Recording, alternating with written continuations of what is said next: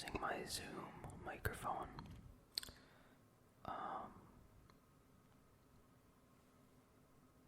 I just felt like switching it up a little bit.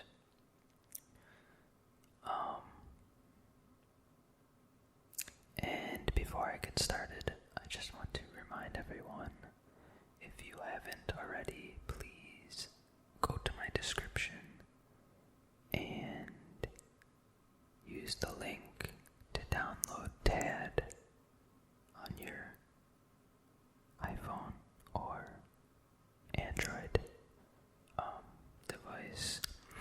It is really simple to use. It doesn't take long at all. You can easily do this while you're doing other things like watching TV or movies or whatever. Some people tell me they do it when they're playing games or waiting for things, like when they're queued up inside of games. But I would be really grateful if you did that, because we are still trying to get 25 people to support the channel on TAD. If you don't know what it is, please go back and watch my rambling update video. Maybe I'll link it at the end of this video.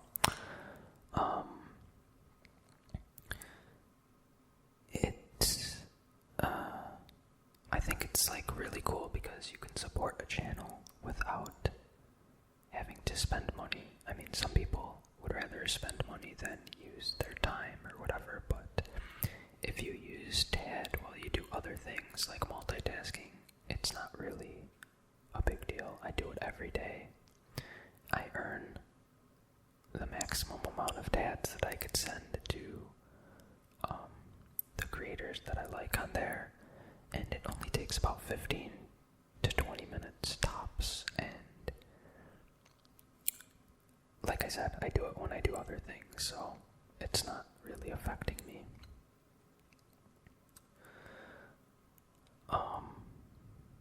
If somebody can give a timestamp to when I start this, that would be great. Let's get started.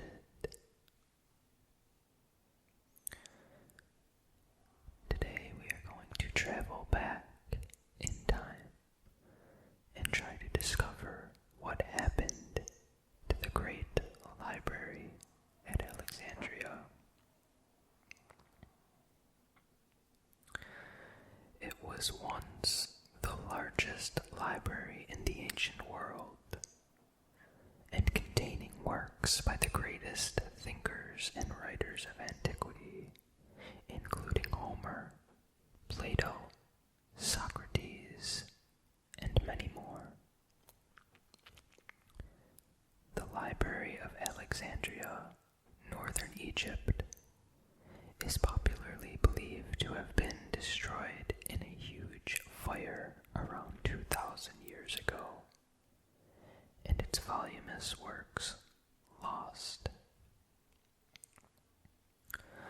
Since its destruction, this wonder of the ancient world has haunted the imagination of poets, historians, travelers, and scholars who have lamented the tragic loss of knowledge and literature.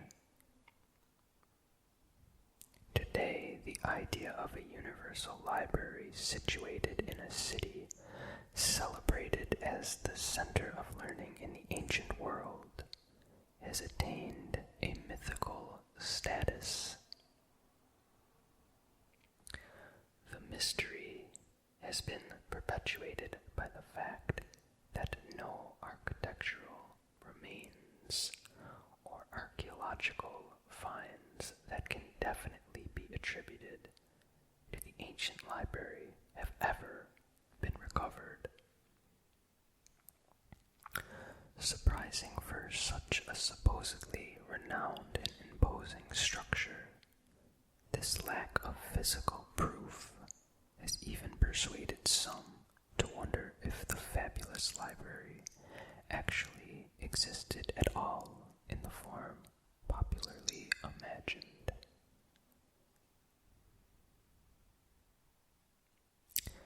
Let's go back to ancient Alexandria. Once home to the massive Pharos lighthouse, one of the 7 wonders of the ancient world, the Mediterranean seaport of Alexandria was founded by Alexander the Great around 330 BCE. And like many other cities in his empire, took its name from him.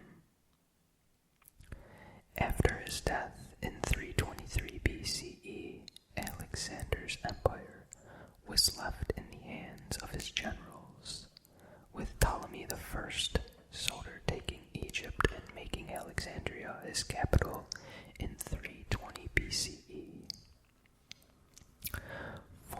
Formerly a small fishing village on the Nile Delta, Alexandria became the seat of the Ptolemaic rulers of Egypt and developed into a great intellectual and cultural center, perhaps the greatest city in the ancient world. The origins of the ancient library. The founding of the Library of Alexandria, actually 2 or more libraries, is obscure.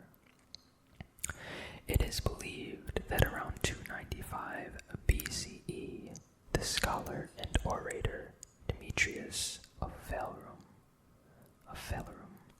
an exiled governor of Athens, convinced Ptolemy I Soter to establish the library. Demetrius envisioned a library that would house a copy of every book in the world. An institution to rival those of Athens itself.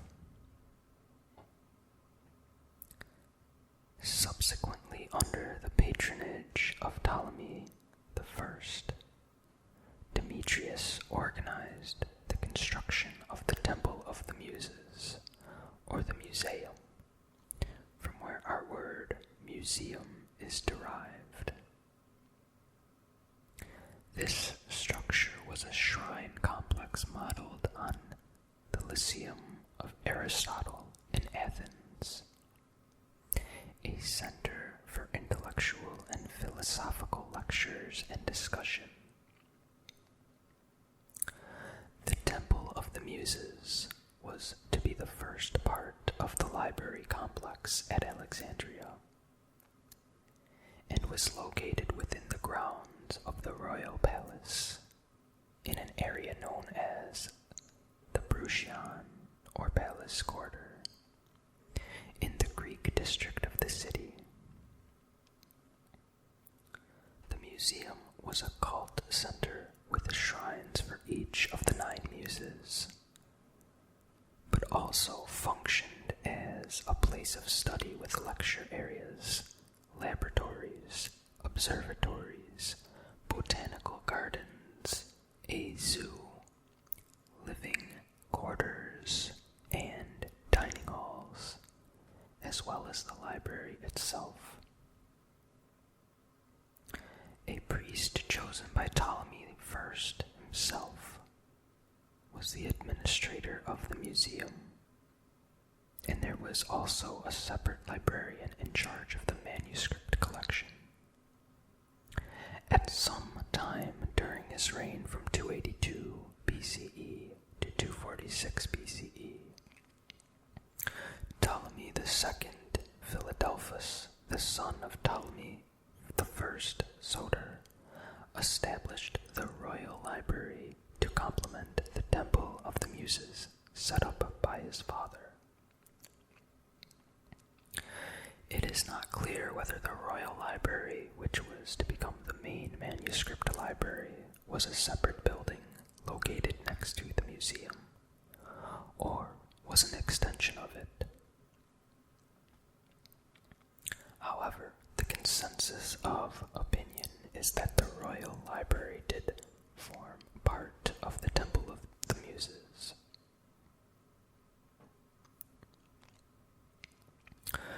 During the reign of Ptolemy II, the idea of the Universal Library seems to have taken shape. Apparently more than 100 scholars were housed within the museum, whose job it was to carry out scientific research, lecture, publish, translate, copy, and collect not only original manuscripts of Greek authors, allegedly including the private collection of Aristotle himself, but translations of works from Egypt, Assyria, Persia, as well as Buddhist texts and Hebrew scriptures. One story goes that the hunger of Ptolemy III for knowledge was so great that he decreed that all ships docking at the port should surrender their manuscripts to the authorities. Copies were then made by official scribes and delivered to the original owners, the originals being filed away in the library. An often quoted figure for the Ancient Library holdings at its peak is 500,000 documents. Though whether this refers to the amount of books or the number of papyrus scrolls is unclear. However, in view of the fact that many papyrus rolls were needed to make up an entire book, it is more likely that it refers to the number of scrolls. Even 500,000 scrolls has been thought too high by some scholars, as the construction of a building with such a vast amount of space would be an immense, though not impossible, undertaking. Nevertheless, during the reign of Ptolemy II, the collection at the Royal Library became so vast that a daughter library was established. This library was situated in the precincts of the Temple of Serapis, in the Egyptian district of Raktas, in the southeastern part of the city, during the librarianship of the Greek writer Callimachus.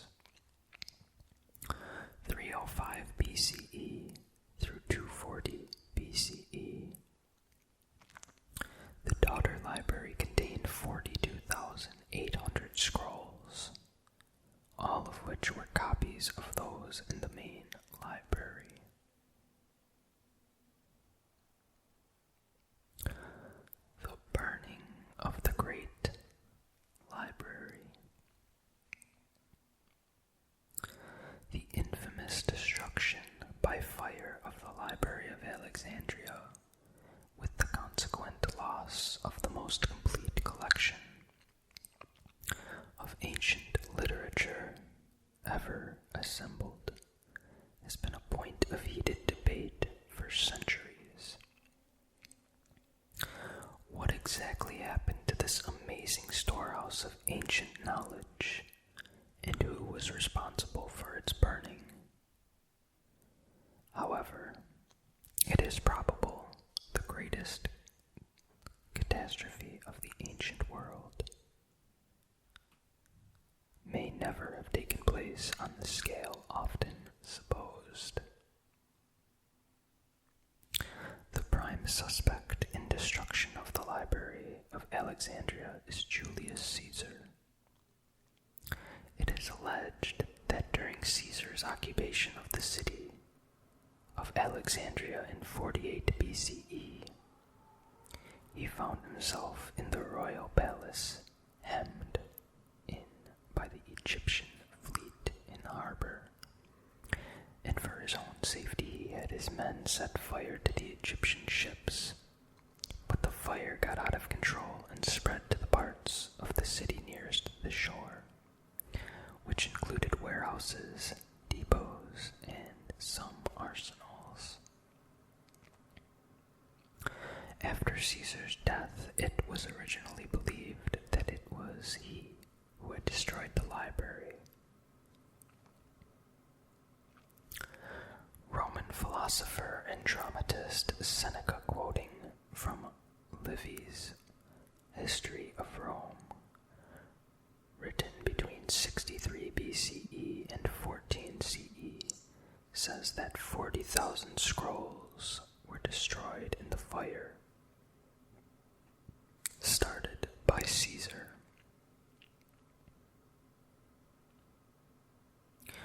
Great historian Plutarch died in 120 CE, mentions that the fire destroyed the great library, and Roman historian Dio Cassius, 165 through 235 CE, mentions a warehouse of manuscripts being destroyed during the conflagration. In his book The Vanished Library, Luciano Canfora interprets the evidence from ancient writers to indicate the destruction of manuscripts stored in warehouses near the port waiting for export, rather than the great library itself. The great scholar and Stoic philosopher Strabo was working in Alexandria in 20 BC. And from his writings, it is obvious that the library was not at the time the world-renowned center for learning it had been in previous centuries. In fact, Strabo does not mention a library as such at all, though he does mention the museum, which he describes as part of the royal palace.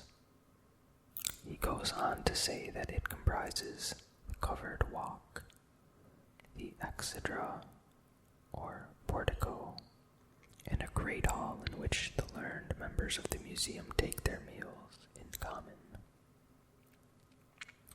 If the great library was attached to the museum, then Strabo obviously felt there was no need to mention it separately, and perhaps more importantly, if he was there in 20 BCE, the library had obviously not been burned down by Caesar 28 years previously. The existence of the library in 20 BCE, though in much less complete form, means that we have to look to someone other than Caesar as the destroyer of Alexandria's ancient wonder. In 391 CE, as part of his attempts to wipe out paganism, Emperor Theodosius the First officially sanctioned the destruction of the Serapeum, or Temple of Serapis, at Alexandria. The destruction of the temple was carried out under Theophilus, Bishop of Alexandria, and afterwards a Christian church was built on the site. It has been hypothesized that the daughter library of the museum, located close to the temple, and the Royal Library were also razed to the ground at this time. However, whilst it is plausible that manuscripts from the Serapeum Library may have been destroyed during this purge, there is no evidence that the Royal Library still existed at the end of the 4th century. No ancient sources mention the destruction of any library at this time, though 18th century English historian Edward Gibbon mistakenly attributes it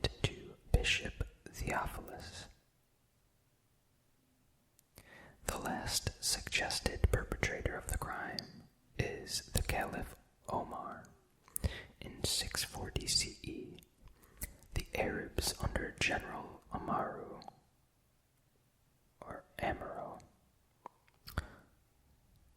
captured Alexandria after a long siege.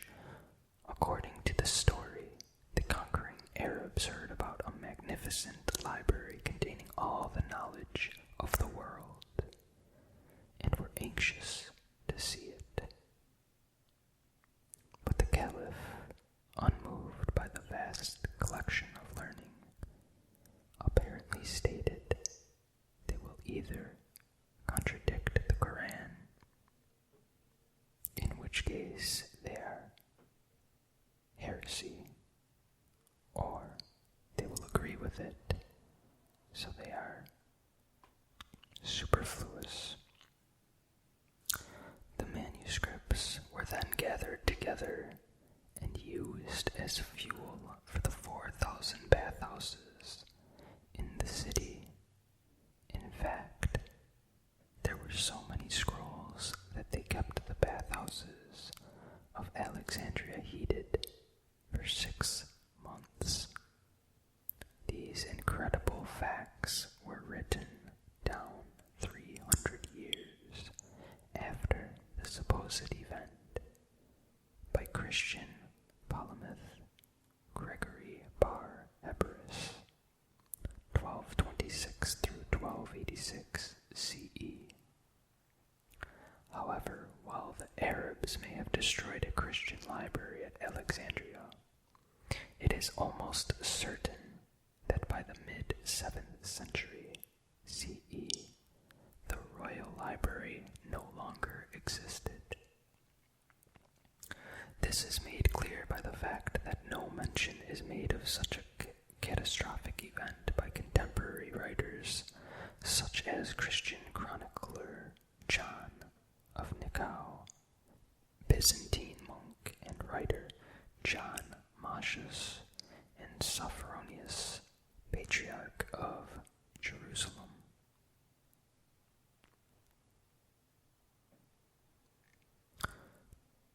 The volatile city of Alexandria. Attempting to identify one single devastating fire that destroyed the great library and all of its holdings is a futile task.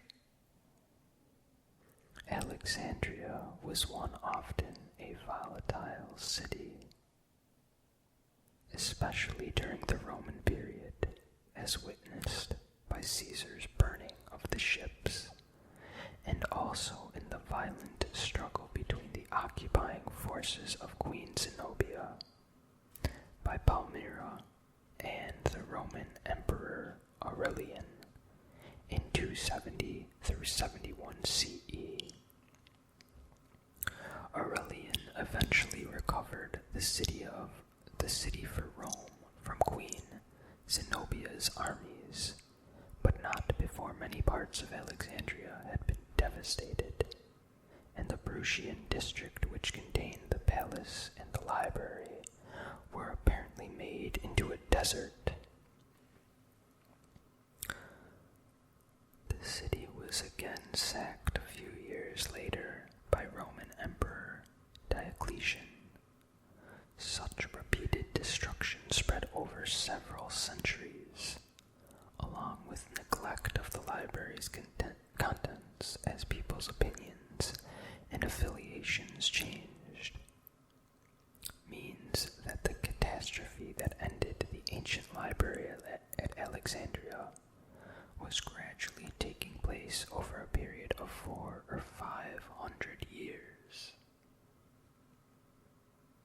The last recorded director of the great library was a scholar and a mathematician, Theon, 335 through 405 CE,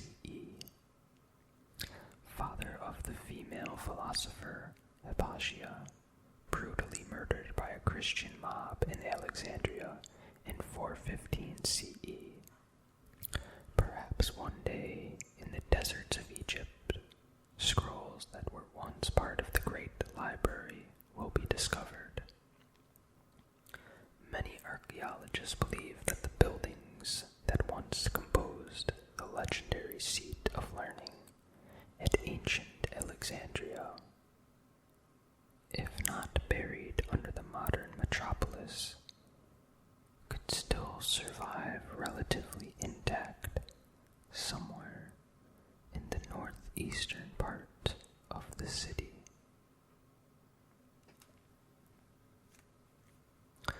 And that is all I have for you today.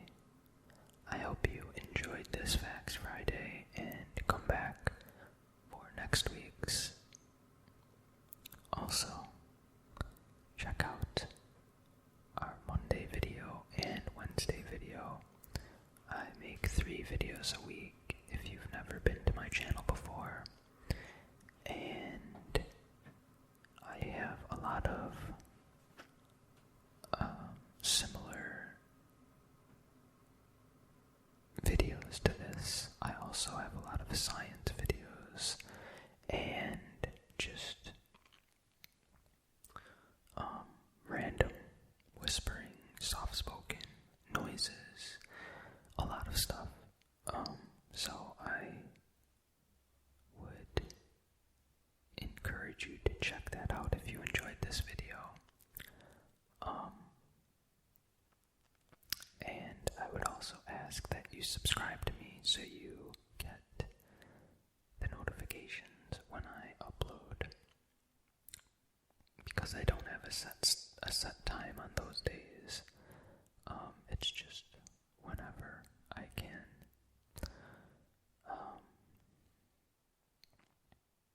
Also, like, subscribe, share, and leave a comment. I think our comments have been down this month. So start commenting more, guys. Let's get those comments up. I want to hear from more of you. And new people, it's always nice to hear from you. Don't be shy. I love seeing the comments. And anyways, I got